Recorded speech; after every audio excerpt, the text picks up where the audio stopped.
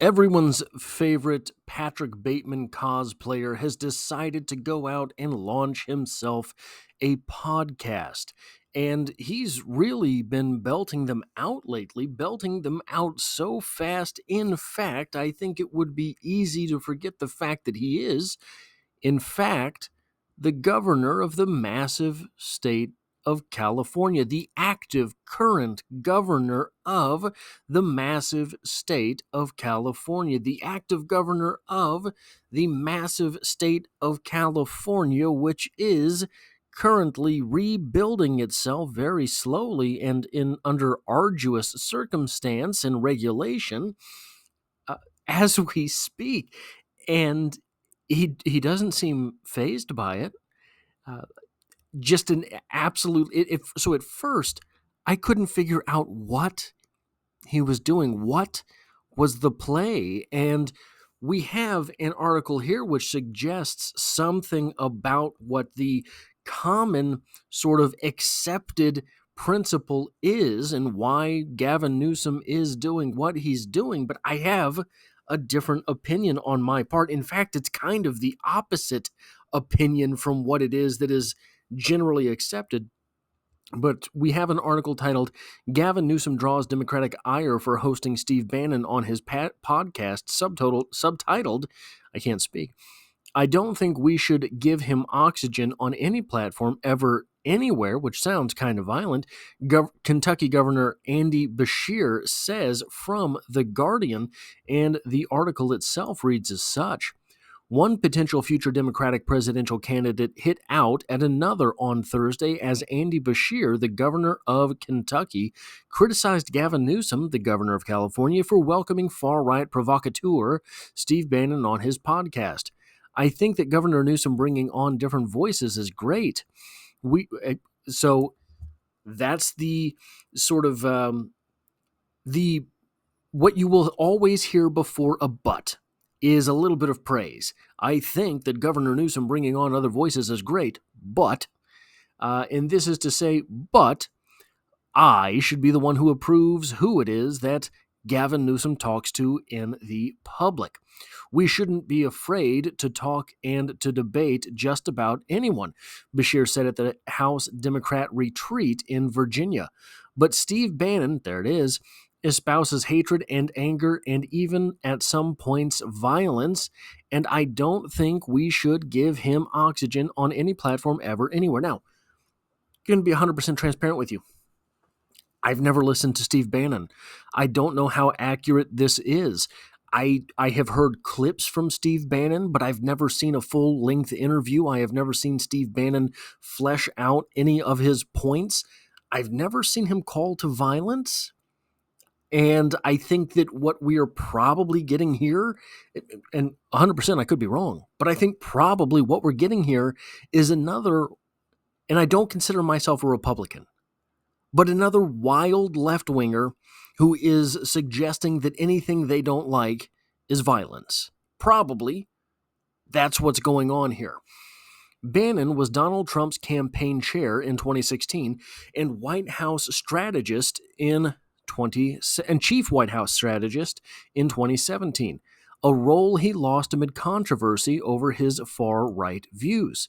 He remains an influential voice on the populist right, even after serving a 4-month prison sentence for criminal contempt of Congress, imposed for refusing to cooperate with the House committee investigating the deadly January 6th attack on the U.S. Capitol by Trump supporters. If you had any doubt as to where this author leans, you get it right there. And I don't think there was a listed author to this article. Last month, Bannon avoided more jail time by pleading guilty to a fraud charge related to a private effort to build a wall on the U.S.-Mexico border. Speaking to Newsom, Bannon repeated Trump's lie that the 2020 election was stolen by Joe Biden, the fuel for the January 6th assault, responding to... So here's the thing. Censorship. That's essentially what we're calling for as Beshear and The Guardian are double-teaming Gavin Newsom here. Sentence I never knew would come out of my mouth. But the censorship of choosing not to allow someone the the place to speak. All that's doing, when you're telling Gavin Newsom you can't have him on if he's going to say these things, the only thing you're doing is saying, Gavin Newsom, I don't trust you to come with the facts and being prepared to relay them. In the marketplace of ideas, we have to allow the bad ideas. Why? Because oftentimes the bad ideas are the simplest explanations. They're just not correct. They're incorrect explanations, but they are the obvious explanation to someone who does not know. And in the marketplace of ideas, the moment one of these bad explanations is put out there, the correct explanation can cast it out. By saying we should not platform someone like Steve Bannon, when Steve Bannon, I haven't looked at his numbers. I guarantee you he has a larger audience right now than Gavin Newsom. If anybody, Bannon is technically platforming Newsom. By saying you can't have him on, you're basically admitting he's right. Either he's right or you are incompetent. Speaking to Newsom, Bannon that's the one I already did. Bashir said it was critically important to understand Trump and Trumpism, adding, I think we all agreed after the last election that it's important for Democrats to explore new and unique ways of talking to people. Then why are you trying to stop them from talking to people? The new and unique ways are basically you saying, we want to be able to lecture you without you knowing that we're lecturing you. That's all you're doing. That's the only point being made here. Newsom's podcast, This is Gavin Newsom, which, by the way, what a ridiculously egotistical title for a podcast. This is Gavin Newsom. Okay, we knew that. Is widely seen as an attempt to forge a direct channel to voters, bypassing traditional media. Why? Why would he want to bypass traditional media when the traditional media loves Gavin Newsom? When the traditional media is of the party affiliation as Gavin Newsom, the same party affiliation as Gavin Newsom. 90% of media, 90% of corporate media, of legacy media, is left-wing. You want to say that all of California burned down? You're right. And the media will help him cover up for that. The governor has welcomed right-wing guests, including pro-Trump organizer and podcaster Charlie Kirk. Charlie Kirk, absolutely massive. Charlie Kirk, technically platforming Gavin Newsom. Both Newsom and Bashir are widely held to be preparing runs for the Democratic presidential nomination in 2028. Newsom is in his second term as governor of California, a deeply Democratic state. That sounds like a disease, doesn't it? A deeply Democratic state. Bashir is in his second term as governor of Kentucky, otherwise solidly Republican. Bashir was vetted to be Kamala Harris's nominee for vice president last year. He was joined at the policy retreat in Virginia by two more governors. Harris was considering for a running mate, Gretchen Whitmer of Michigan and Josh Shapiro of Pennsylvania. Adam Kinzinger, a former Republican congressman from Illinois turned anti-Trump campaigner who sat down on the January 6th committee, said it was stupid to talk to Bannon. Would it be stupid if you could argue him down? Would it be stupid if the ideas were on your side? Would it be stupid if you came out of the conversation looking well? No, it would not. Bannon is the author of this chaos we're seeing right now, Kinzinger said in reference to Trump's assault on the federal government. Again, assault on the federal government, you know where your author lies. His abusive approach to U.S. allies and more. With friends like Canada and Mexico, who needs enemies? With friends like the EU, who needs enemies? We're not allowed to charge on them the same tariffs that they have been imposing on us? They throw a fit if we try to do to them reciprocally what it is that they are doing to us? Those aren't friends. Those aren't friends. Treat your friends that way and see how often you guys go to the movies together. Bannon is the one that says you need to flood the zone with this blank. And because Gavin Newsom wants to run for president and thinks he's going to be this healer, he brings on this nationalist. This is another strange sort of paradigm that has popped up in the national, ironically, conversation. Nationalism being the ultimate sin. Nationalism really just means love of your country.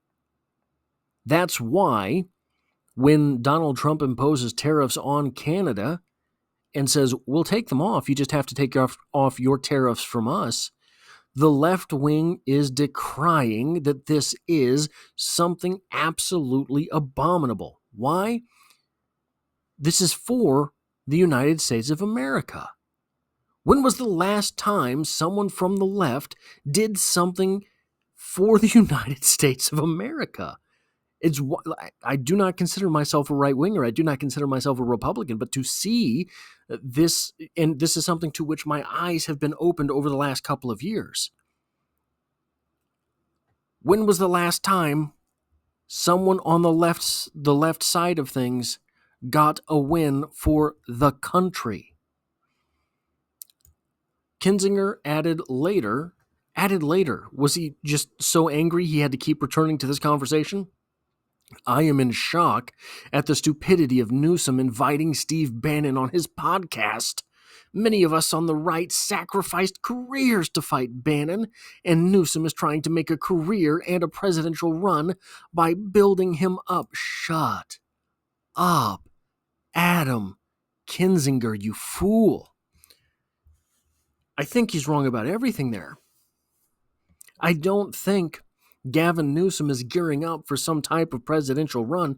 People are convinced that he's gearing up for a presidential run. At times, he claims he's not. On the Charlie Kirk interview, he said, no, that's not what I'm doing here. I want to have conversations. I actually believe him. I believe Gavin Newsom when he says that. Now, it might be a temporary belief. If what he's doing works, I think perhaps he will set up a presidential bid, but I think he knows that his image and his brand are cooked.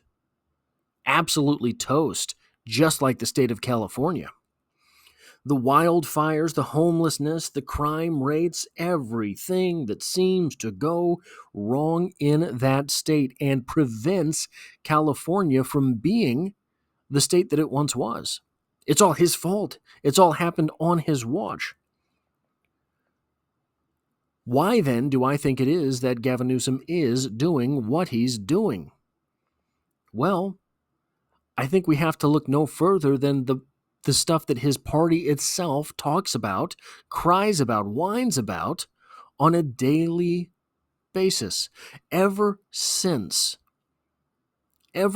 Donald Trump went on the Joe Rogan podcast, the left has been saying they need their own Joe Rogan, as if they didn't have him and his name was not Joe Rogan, and they pushed him away.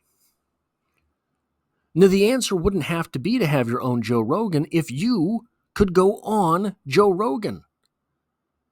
Joe Rogan invited Kamala Harris on his podcast. I think everyone knows how well that would have gone. Kamala Harris could not string together 5 minutes of coherent speech. That's currently, is it CBS?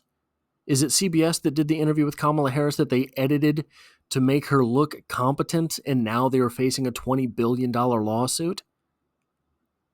If she were on Joe Rogan for 2 hours, it would have been game over immediately. The same way that Joe Biden had a debate with Donald Trump where he looked and sounded and probably smelled like a corpse. In that moment, his race was done. His bid for president was done. It was over. The same thing would have happened to Kamala Harris trying to be on Joe Rogan for a 2-hour podcast. So the left keeps saying we need our own Joe Rogan. In the wake of this, Gavin Newsom knows that they need their own Joe Rogan and starts a podcast, and we're saying we don't believe him, that he's doing what he's doing for why he's doing it. We don't believe that he is acting at face value. Here's the thing. Gavin Newsom knows how rich Joe Rogan is. Better than you or I, Gavin Newsom knows how rich Joe Rogan is.